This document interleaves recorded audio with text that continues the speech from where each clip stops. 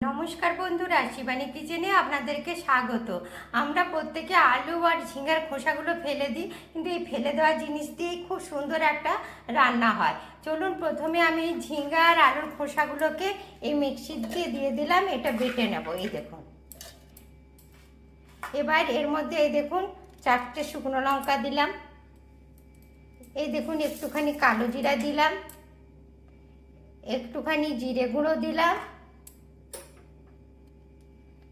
একটুখানি ধনে গুঁড়ো দিলাম, একটুখানি হলুদ দিলাম, আর এই দেখুন পরিমাণ মতন লবণ দিয়ে দিলাম। দিয়ে এটা আমি মিক্সিতে প্রথমে ঘুরিয়ে নেব।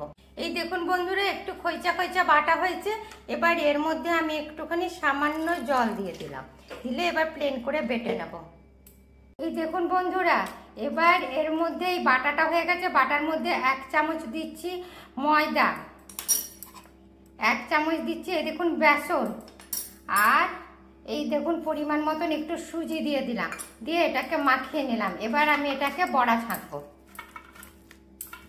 দেখেছেন মাখানো হয়ে গেল। চলুন এটাকে এবার কড়াইতে বড়া ভেজে নিই, খেতে খুব সুন্দর হয়।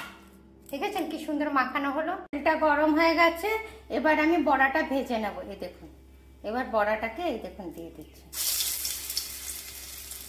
আস্তে আস্তে কম গ্যাসে ভাজতে হবে, খুব জোরে দিলে পুড়ে যাবে।